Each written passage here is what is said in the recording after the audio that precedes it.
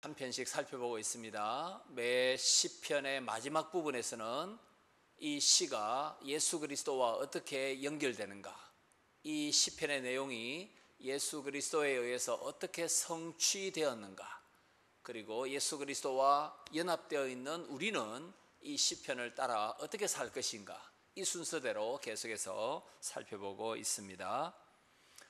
시편 8편은 예전에 성가사 박종호, 지금 박종호 장로님이죠. 박종호 씨가 여호와 우리 주여 이렇게 테너 목소리로 아주 영감 있는 찬송을 드렸던 바로 그 시편입니다.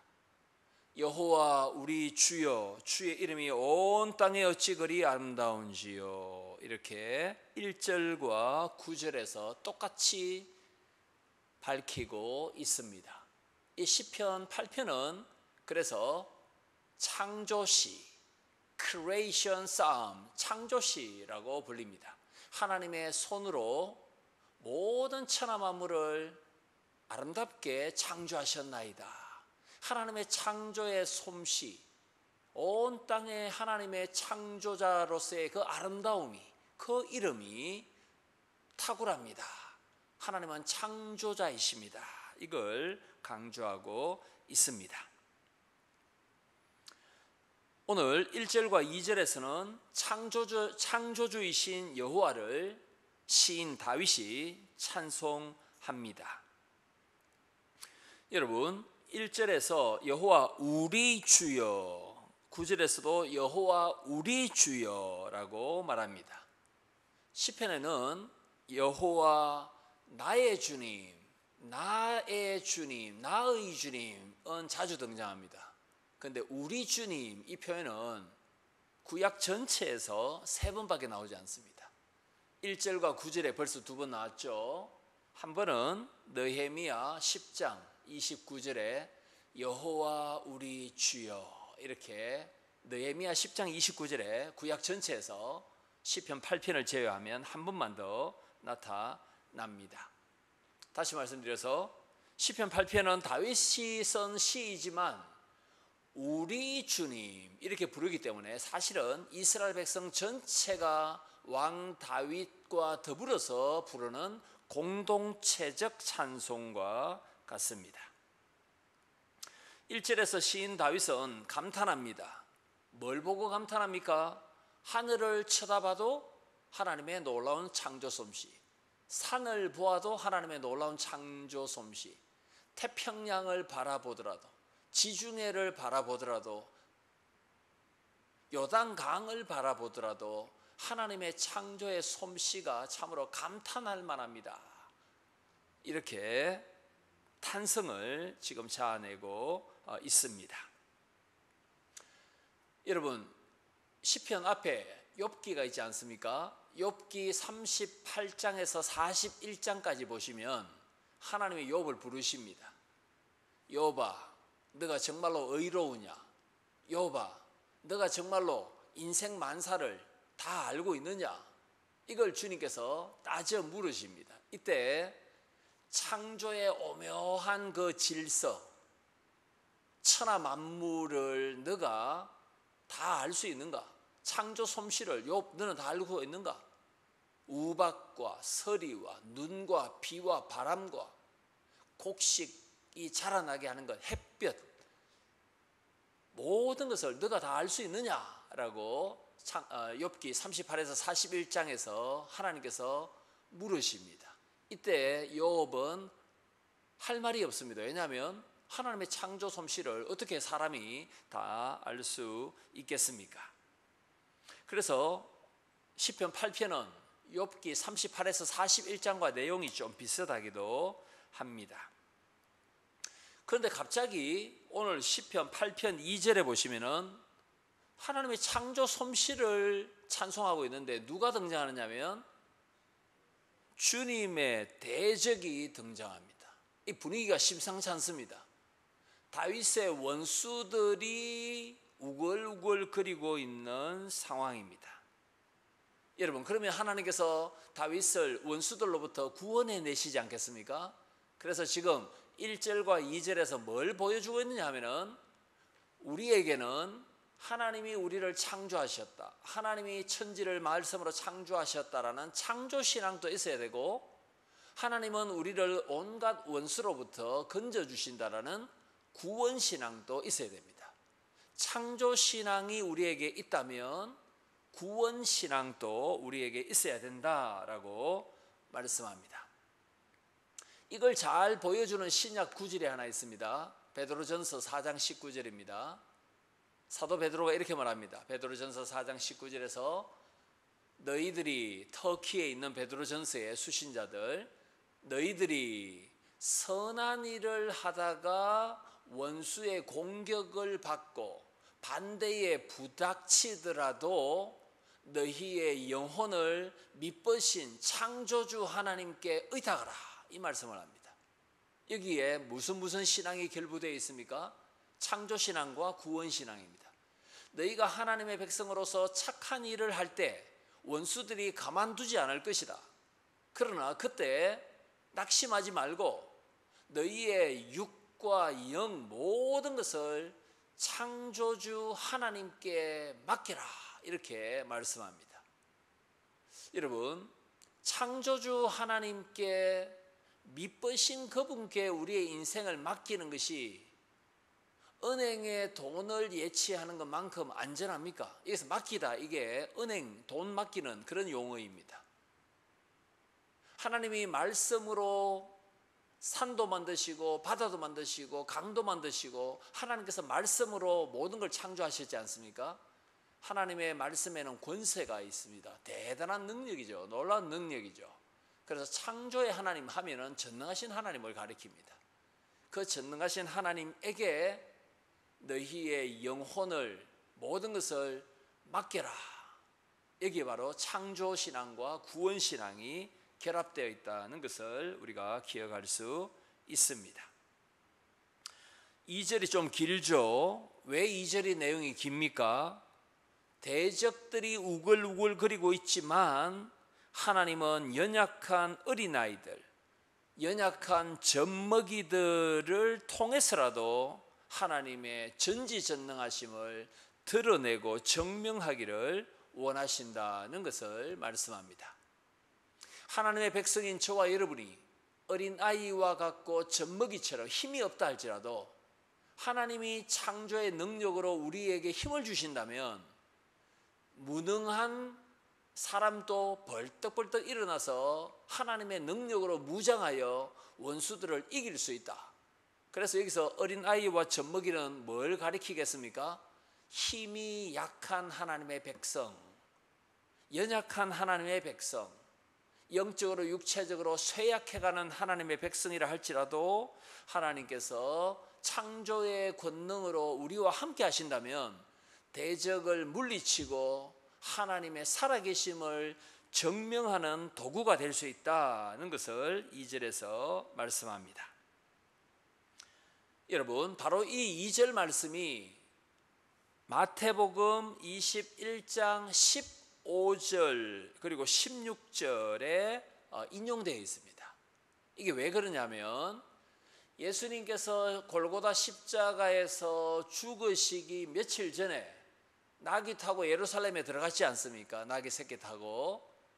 그리고 들어가서 뭘 하셨느냐 하면은 성전을 청결케 하셨습니다. 만민의 기도하는 집인 성전이 어떻게 장사꾼들의 소굴이 되었는가? 상을 엎으시고 채찍을 만드셔서 가축을 그 이방인의 뜰로부터 다 쫓아내 버리셨습니다. 그 내용이 마태복음 21장 15절에 있습니다. 이때 어린 아이들이, 성전의 그 어린 아이들이 뭐라고 찬송했습니까?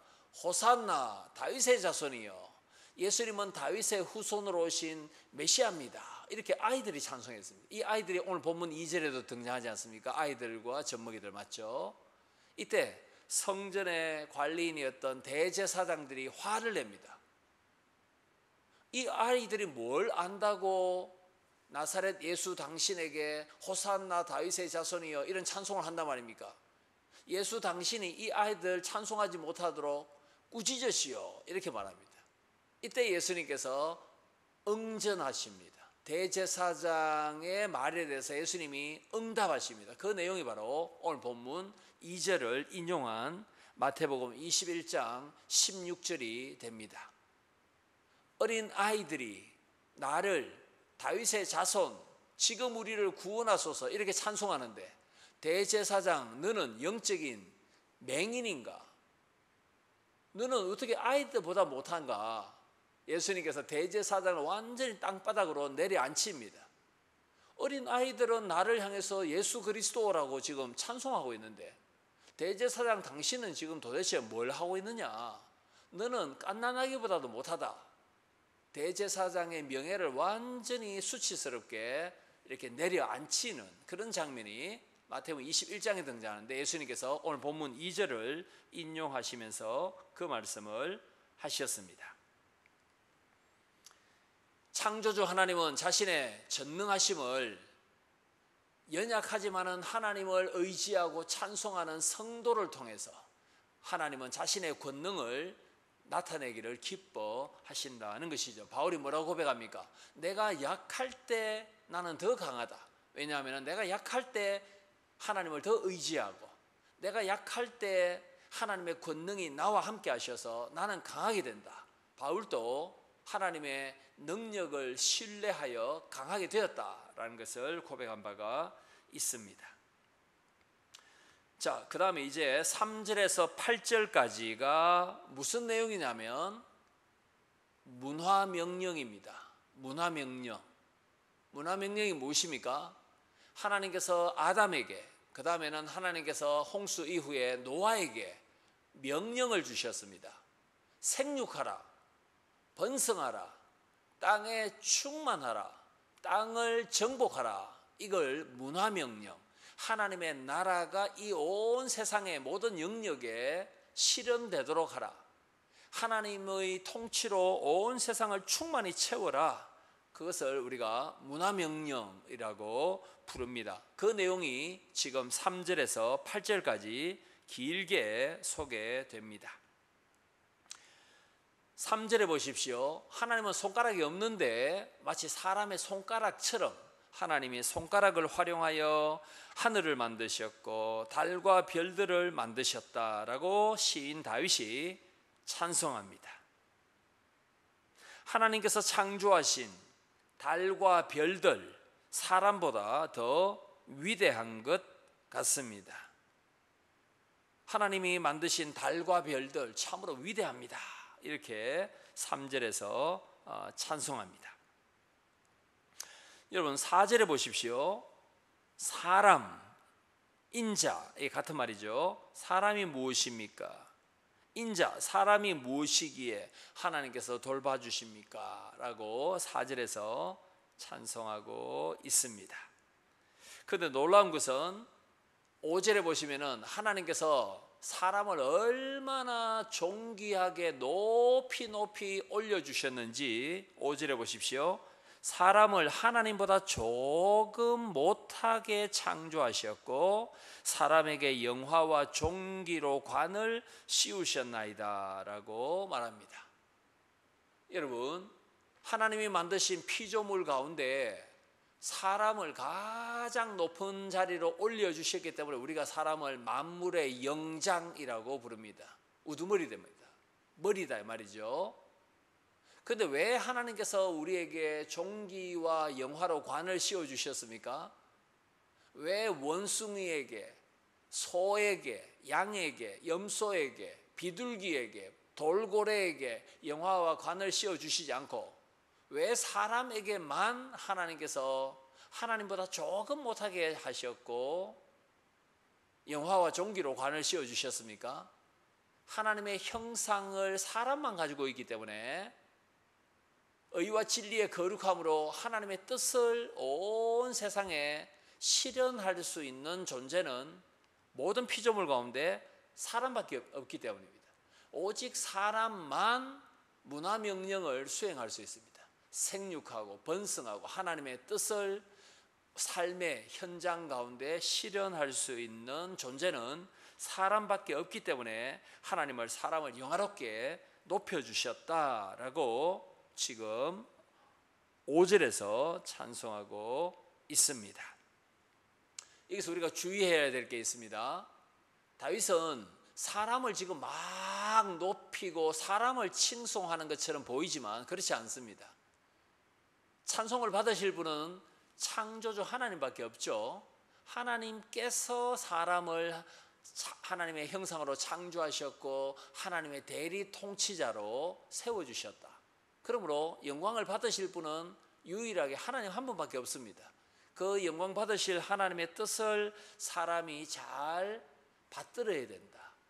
하나님을 받드는 존재가 사람이다. 이걸 강조하는 것이지 사람을 자꾸 이렇게 추앙하는 그런 말을 지금 다윗이 하고 있지는 않습니다.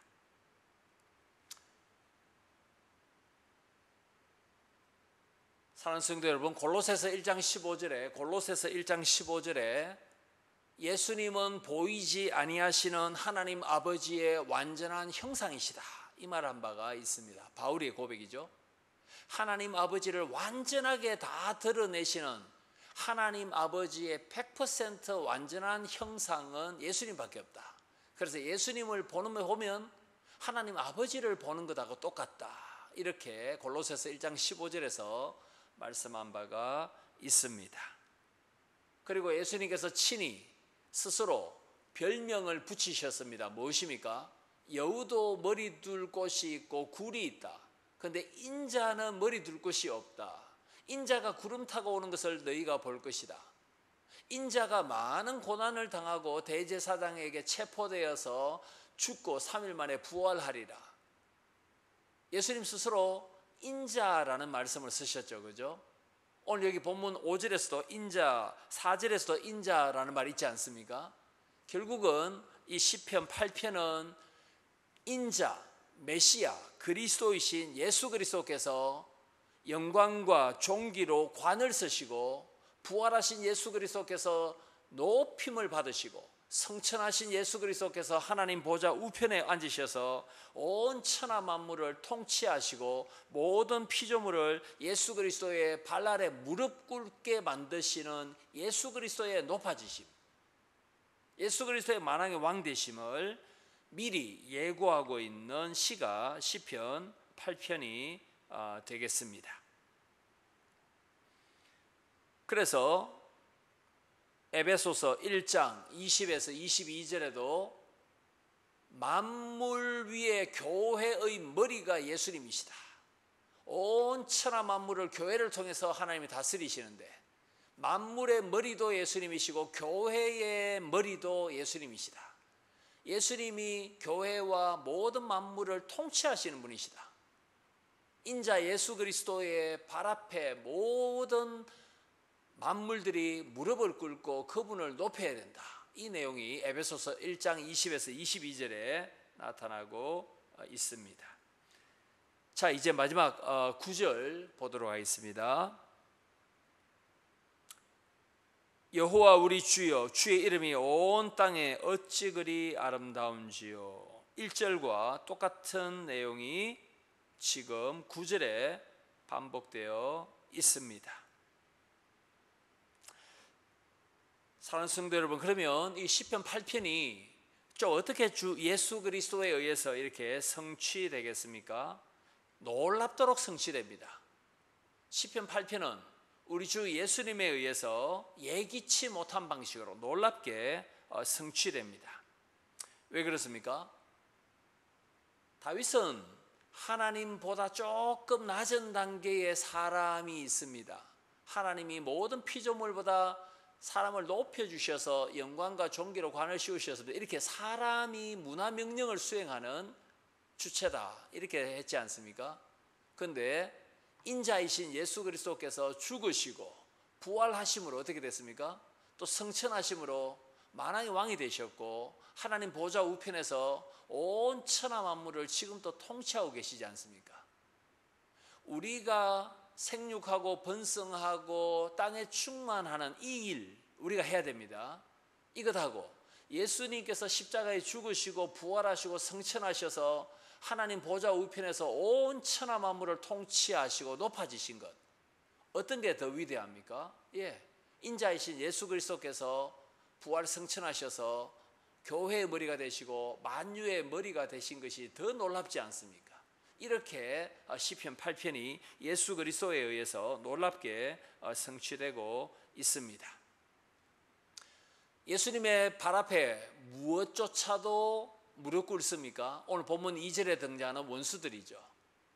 하나님의 원수, 교회의 원수, 복음의 원수들이 다 예수 그리스도의 발 앞에 무릎 꿇습니다.